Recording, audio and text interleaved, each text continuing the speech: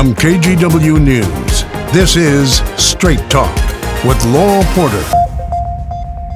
Hello and welcome to Straight Talk. I'm Laural Porter. More than 130,000 vehicles cross the I-5 bridge every day.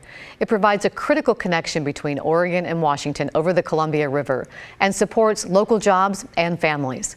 The interstate bridge is also a vital trade route for freight, important to regional, national, and international economies. But the bridge is aging. One span is over 100 years old. And anyone who's driven across it knows it can be gridlock, often is. It's also at risk of collapse in the event of a major earthquake. In this episode of Straight Talk, we look into the plan to replace the bridge, known as the Interstate Bridge Replacement Project, or IBR. We'll get a status report on plans for design and a timeline for construction. And we're putting special focus on the effort to ensure equity. Why is it important? And how does it fit in with the project's plan for multimodal transportation? We're joined by Program Administrator Greg Johnson and Design Manager Shilpa Mallam. Johnson jointly represents both the Oregon and Washington Departments of Transportation. He has more than 20 years' experience as a senior executive in the transportation industry. He's worked on major infrastructure projects in Maryland and Michigan, including the Gordie Howe International Bridge project crossing the Detroit River between the U.S. and Canada.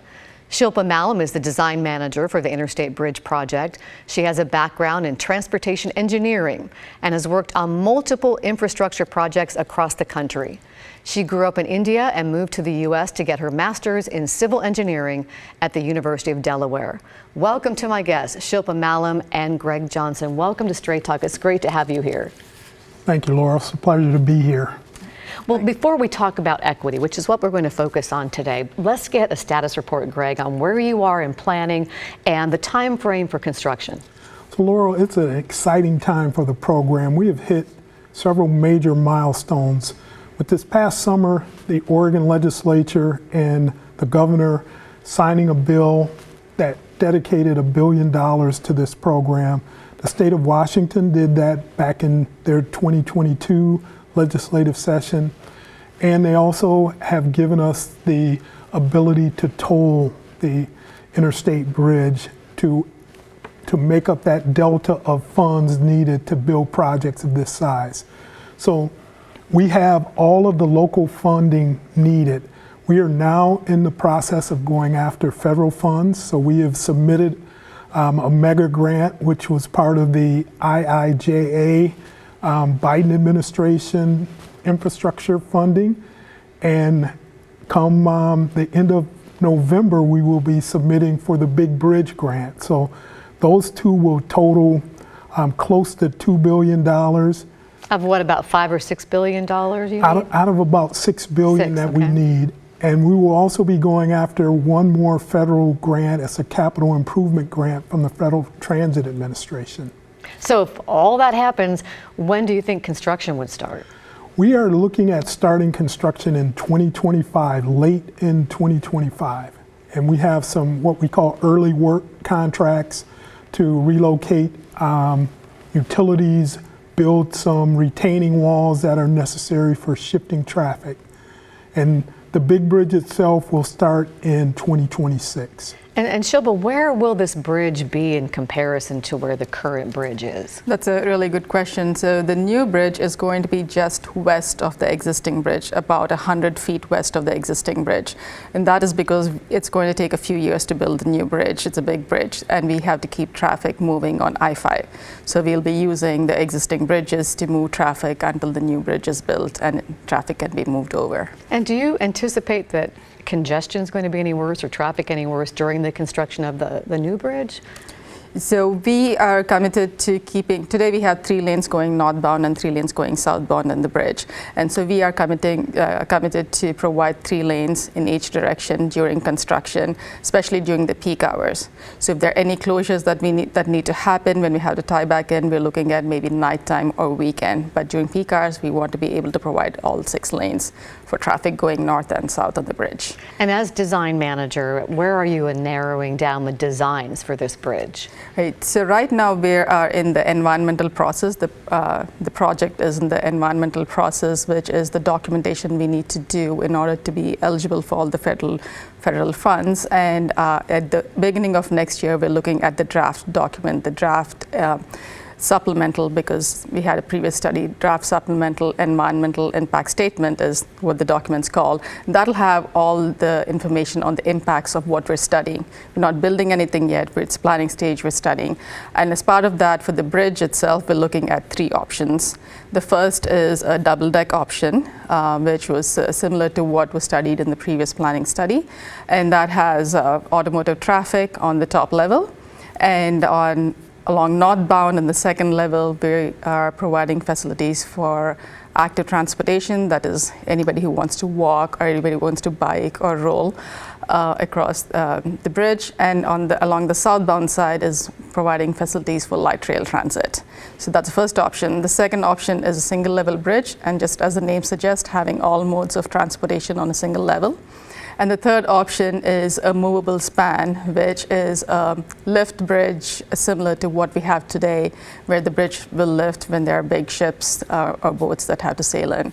And I think we have some visualizations on the website right now that we might be looking at.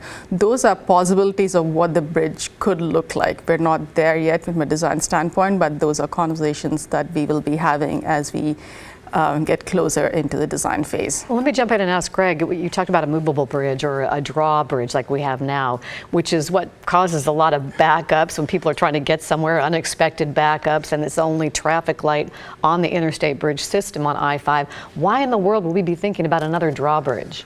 So we have federal partners, and one of our federal partners is the United States Coast Guard, and they are responsible for navigable waterways in the United States as one of their duties. So they want to make sure that we have addressed any needs, both present and future, for ships or loads that go on the Columbia River that are higher than the 116 feet we propose.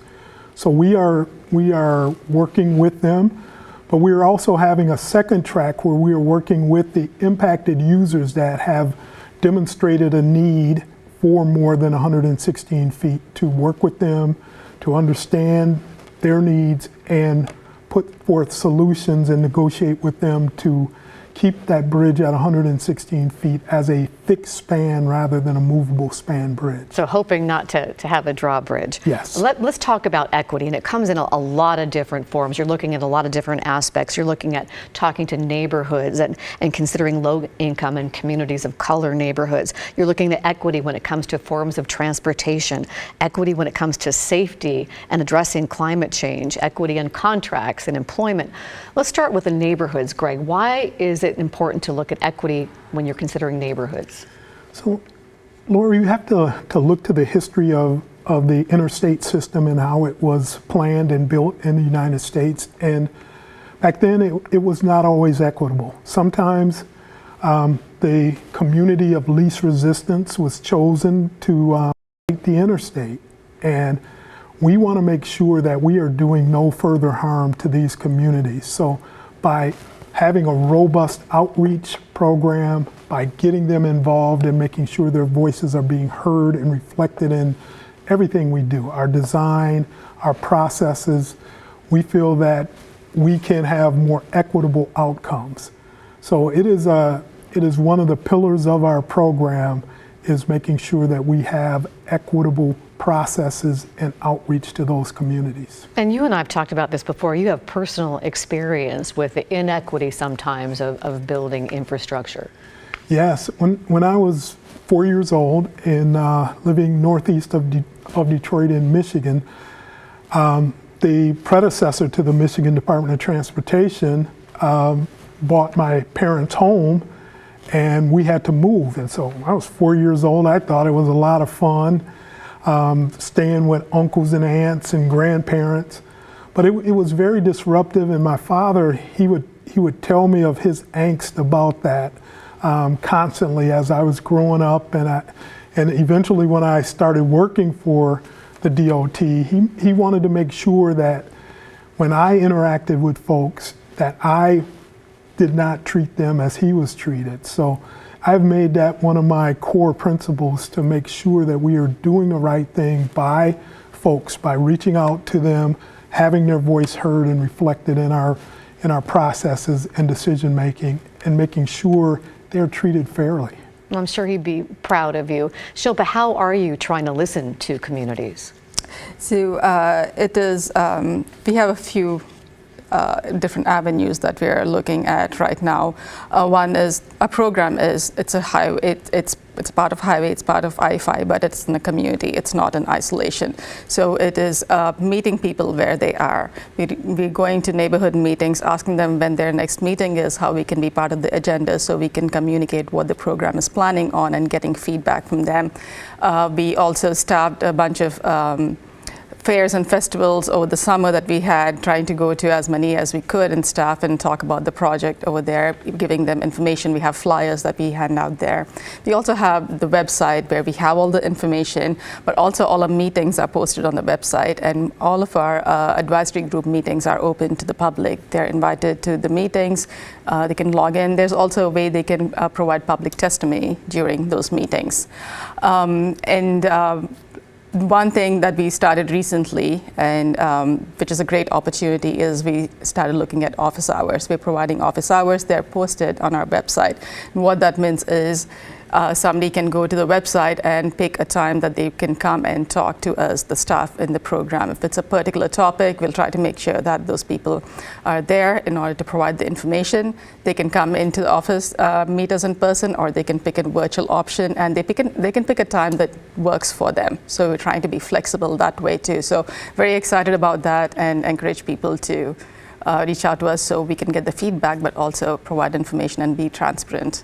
And the website is interstatebridge.org. And if you'd like to ask questions, they have real people, live people answering your questions at info@interstatebridge.org. Let me ask you, I know when you're talking about equity, Shilpa, when it comes to multimodal transportation, all forms of transportation, explain that for us. So similar to what Greg mentioned earlier, traditionally the interstate systems, they were built for cars, basically automobiles, and people being able to use the facility was dependent on their affordability and ability to drive a car.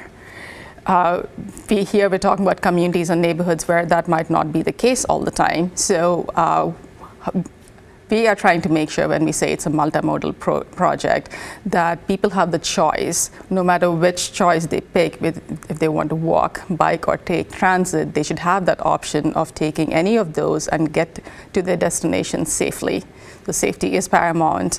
So we're looking at, like mentioned earlier, all the bridge options and all 5 miles of the program too. We're looking at active transportation, sidewalks, shared use paths, people who want to walk across neighborhoods, across I-5, or across the bridge are able to do so, but also light rail, extending light rail from Oregon to Washington. And is light rail a done deal? Because that was so controversial during the Columbia River crossing. People in Southwest Washington didn't want it, Greg. So it was, and we've done a lot of outreach and listening to folks.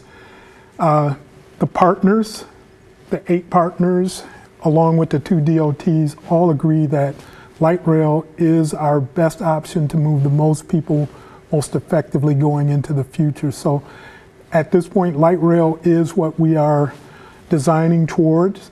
So we will hear more during this draft supplemental environmental impact statement process from folks who have varied opinions. But one of the biggest demographics that we've heard from who actually love the idea of light rail are young people. And they're the ones who are going to have to live with this bridge and all of the different parts of it for a long time. So we have been making sure we're focusing on listening to everyone and making sure that their voices are reflected in what we build. Shilpa mentioned safety when she was talking about multimodal forms of transportation. How safe do you consider the bridge right now? So the bridge is safe, and the Oregon DOT actually oversees the operations of the bridge in conjunction with the agreement from Washington. But they take great care of it. It's 106 years old. And we've given a number of tours, and folks see the age of it. But unless we get that catastrophic event, the bridge can stand, but it is what we call functionally obsolete. The lanes are narrow. It doesn't have shoulders. We had an incident 2 Mondays ago where there was an accident just south of the bridge, and we had backups in the city of Vancouver's downtown until 11 a.m. So 5 hours later, traffic was still sorting its way out. So it's safe in that, no, it's not going to fall down, but it also has some things about it that we can modernize and make much better. What about walking across it? I mean, you've walked across it a bunch of times, I understand. What happened to you?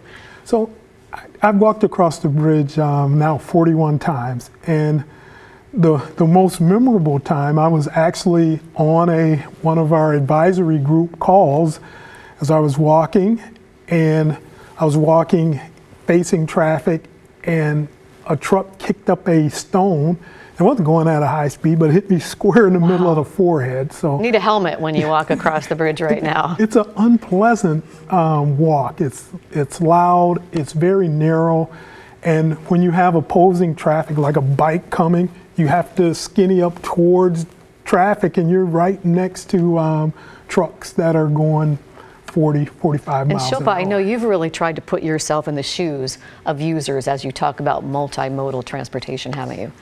Yes, absolutely. And we have to think that way, and we have different people on the project, but it's also trying to understand how people are, where they're living, what their facilities are. And we all have our lived experiences. Like, suppose the way I was coming at it too is when I first came to the United States, I didn't know how to drive. I never had to learn how to drive until then because I was dependent on transit, and transit was always available where I grew up in India. So coming here and that changing where it was not as readily available made me realize how much like my sense of independence was related to transportation options in there. And again, understanding that is like my experience over there. What are the experiences of people experiencing? Like, if who's walking across the bridge today? Only maybe the brave can walk across the bridge, but how about if like a mom wants to take a stroller across it, or like somebody who's in a wheelchair wants to go across it? We need to look at all ages and abilities and make sure that they have the options to get to where they want to. Shilpa and Greg, we need to take a break right now. There's so much more to talk about. I want to talk about how you're addressing climate change and also ask you about tolls. We'll be back in 2 minutes.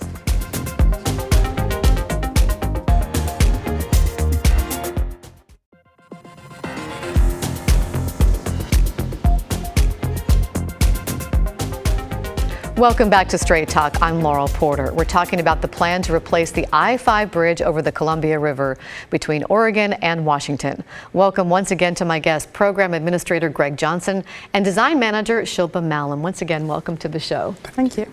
We talked about so many things when it came to equity, but we didn't get to climate change. And Shilpa, a lot of people are really concerned about how this project will address climate change. They feel like it may be running counter to the region's climate goals, that it is not doing enough to reduce carbon emissions, maybe actually adding to it. How do you address their concerns? So one thing that's unique about this program is, along with equity, we said at the beginning of the program that we're going to apply a climate lens to everything that we do, the processes and outcomes. And that comes in different forms. Transportation is the biggest contributor to greenhouse gas emissions, like we understand that. So what can we do to reduce that? And one of the best ways to reduce that is moving people away from single occupancy vehicles to other modes of transportation. Therefore, that's where the light rail transit comes in, where we're able to move trips to the light rail. They don't have to drive anymore if they have that option. But also working with C-Tran and how the bus connections work in Vancouver. There are a lot of bus paths, routes in Vancouver. How do we connect them to the routes on the river so they can get to Portland also? And the other way of moving people away from cars is providing safe facilities for active transportation, people who want to walk and bike. So that is one small portion in reducing that. The other one is working with the partners and the states to understand the goals that we have set for our climate and how we can be a part of those goals to get there. And also resiliency. We've been having all these fires over the summer, as well as like storm events all around the world. So what can we do from the design of the bridge and the entire I-5 corridor to make sure that it can withstand those one-off events that might come in as we come in? And the other one is also looking at the stormwater management. The 5-mile corridor is, the water today is not treated, and that is all the rainfall that comes onto the roadway and the bridge goes directly into the water. So we've committed to treating every single drop, all the rainfall that falls into any point of the facility and treat it before it goes back into the Columbia River. You know, a lot of people probably don't think about that all the water that goes onto the bridge with the oil, tire debris goes right into the river. Laura, that's one of the things that we have heard from the tribal governments who have just a immensely long history with the Columbia River and fishing and being sustained by salmon in the river. So this tire debris issue is tremendously important to them, and it's important to us for the sake of the health of the Columbia River. So we are having an enclosed drainage system and treating any stormwater before it returns to that river is one of the hidden benefits that this program will bring to this region. Well, I have to ask you about tolls. Now, it sounds like from what you've been saying, tolls are really a done deal. They're going to be necessary. So what about the concern for people who are low income? Will it be consideration, Greg, for people that maybe can't afford some of these tolls? So we are working with the transportation commissions in each state who set policy for tolling, and they are very much aware of this issue, both in Oregon and Washington, for low income tolling and other exemptions that may be put on the table for them. So it's a very viable conversation that's happening, and we think that we will have an equitable solution. And I think, Shilpa, you were telling me this isn't going to be congestion pricing the way people might think about it. What is it going to include? So this is what we're calling a variable rate tolling, meaning we say know before you go. So you'll know before you head out to the bridge what the toll is going to be. It's going to be different during congested periods versus off-peak, middle of the night conditions, but you won't be surprised that you won't have to go under the bridge and then realize what the toll price is. So that'll help people plan their trips. If they really need to be there during the peak hours, or is can the trip be adjusted so they don't have to pay that price, pay a different price. So no surprises in there. I have to ask you, Greg, about lanes, and we only have about a minute and a half left, but during the Columbia River crossing, there were going to be 5 lanes in each direction. This is going to have far fewer lanes. How many is it going to have, and why not as many lanes? So one of the things that our partners asked us to look at was, we know that we have 3 through lanes in each direction, both north and south of here.